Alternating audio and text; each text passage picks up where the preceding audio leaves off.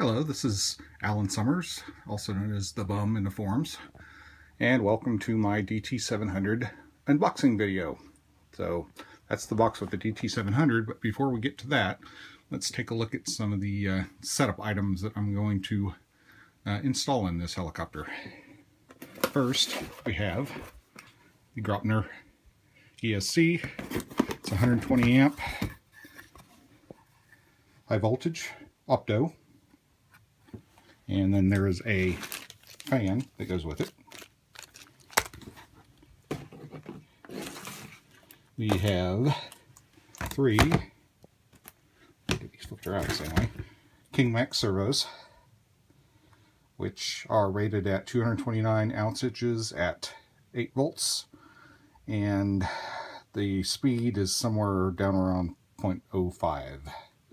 It's 0.05, 0.07, somewhere in there.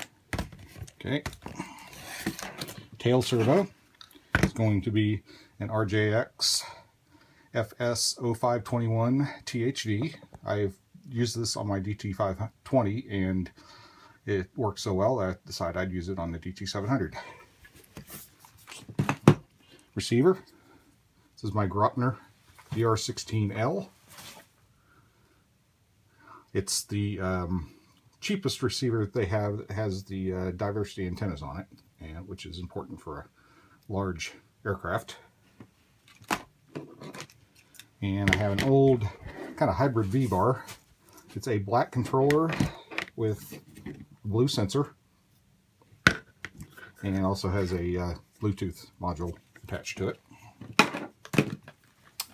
And I have a Western Robotics Hercules Super Beck G2, and the nice thing about this one over the G1 is it's got its own power bus, so you don't have to worry about feeding all the power from your flight controller or your receiver. And then to the motor is I actually built this up from a used motor I bought and got the latest version of the rotor for it, the new can. So anyway, that's the Compass 4926 SZ. And then for emergency purposes, I have an OptiPower UltraGuard 430. Now, turn the box on, it's flat on the broadside. I'm going to have to cut away from camera to pull the sleeve off from this thing because it's rather tight. Okay, here's the box with the sleeve removed. Now, it has the seal has actually been broken because I did the color upgrade, which replaces the canopy, the boom, and the tail fin. And so, anyway, it's the seal's actually been broken. So let me go ahead and just pop that open. And we'll open up, and as I expected from my DT520, you'll notice everything is in nice, neat little boxes inside the box. Okay, so let's pull this one out first. It'll allow me a little easier to get the other ones. So it looks like I have to open the end of this. And in here we have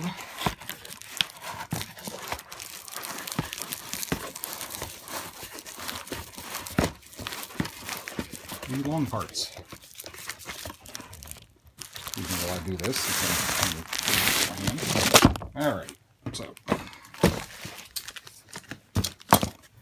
there's the skid pipes. Okay, there's the looks like it's an entire replacement of a package. The DT helicopters seem to always come with two booms. This one has a plain boom and it has the colored boom down underneath. You'll notice, well, you may be able to see it's green and orange. And then, ooh, this one, I guess I didn't realize that Shannon was going to send me this. This one actually has the new carbon fiber landing gear on it, so that's going to be interesting to see what that looks like. Okay, I removed the bubble wrap from the booms. There's the Grandiosa boom. It's green on the top, it's orange on the bottom, and the DT700 lettering is done in a Very nice gold color. And then we have push rod, of course, and these are the supports for the boom supports. And of course, there's the spare boom. Okay, let's move on to the next box. That would be this one. If I can get in under it. And I wish I had my tripod to do this video, but it is what it is.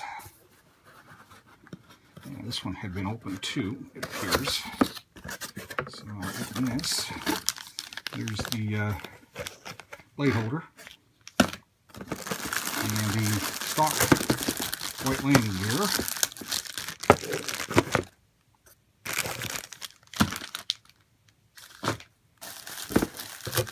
This is the tail section. I will unwrap that and show it in detail in a minute. Okay, this has the pinion, the intermediate gear for driving the torque tube.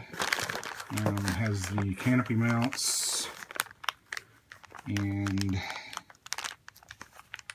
servo type stuff. It's got suction cotter pins, so I'm sure these will go somewhere. Of course they will. So, okay, sorry if I'm getting this out of frame. And we have the battery straps, 4 of them in there. Okay, this is the head. I will take that out of the wrap too here in a minute. And this is the main gear with the auto rotation gear, and it's the black main gear, which is the newer one. So Shannon wasn't sure if I was going to get a white one or a black one, and it looks like I got a black one. Here's the tail section. Very nicely done. Lots of CNC aluminum. Has carbon fiber tail blades. Not sure what length those are. And then there's the Grandioso tail fin, single color orange. Torque tubes in there for the gears in there for torque tube, I should say. And here's the head. You'll notice it's using turnbuckles on the links going up to the grips. And it's all just using standard links for the servo swash links, which makes sense. And it's 12 millimeter main shaft. You'll notice that there are some flanges on this. Actually, that's not a flange, that's a shim. Okay, so that answers that question. I was wondering when I was looking at this how you were supposed to make sure that everything got tight, but there's some shims on there to help out. But anyway, this thing has a flange machined onto it, which eliminates the need for a collar on top. So you just slide that down through the bearings, and that flange actually hits against the engages the inside race of the top bearing, main shaft bearing. So, and then like I said, the shims are there for the underside for, I assume, for getting that tightened up. So that answered one question. Okay, finally, figured I'd open up that one bag that had a whole bunch of stuff in it and kind of give you an idea what all was in there. So I mentioned canopy supports there, pins for to hold the canopy on. These are all your linkage balls, bolts, and the washer plates for the servos. There's 3 Allen wrenches in here. One little tiny one and 2 larger ones that almost look like they're the same size. But anyway, I don't know if I'll get much use out of that. The pinion. And just to answer the question of that I had from one person and that I've actually had myself, it is a 12-tooth pinion. So at present the Only Fine Heli's website is correct. If you go to the www.DT700e.com, then they're going to list an older setup, which had the main gear had more teeth and the pinion was a 13. Okay, anti-rotation bracket for the swash plate. These are the mounts for the carbon fiber landing gear. So I have my choice whether I want to use the carbon fiber or use the taller plastic. Okay, these are the servo mounting brackets for the cyclic servos. And for some reason, okay, this is kind of nice. Bag with an extra secondary shaft and some spare gears. And what's really strange about that is here's yet another bag with another one of these, and there's one already in the helicopter. I have not checked to see if the number of teeth is the same, so I don't know if those are spares or if they're options for changing the gear ratio on the tail. Okay, this is the last box inside the box. And I hope this doesn't have a whole bunch of boxes inside of it. This is the canopy. It's a very pretty canopy. I will definitely take it out. So let's see if I can get this out. I don't think I can while I'm holding the phone, so I will pause and pull it out, and I'll show it to you in the shrink wrap, and then I'll take shrink wrap off of it. Okay, this is what was in that box. It's a canopy and the frame. So let me go ahead and I'll set the canopy aside. Actually, I will take these both out of the bubble wrap, and so you can see what they look like. Okay, here's the frame out of its bubble wrap. I'm very glad to see that they're using, this is one of the revisions that has the slant gear for the for driving the torque tube off the auto rotation gear. So this is a rather long, as you can see, based on the size of my arm, it's a pretty long frame.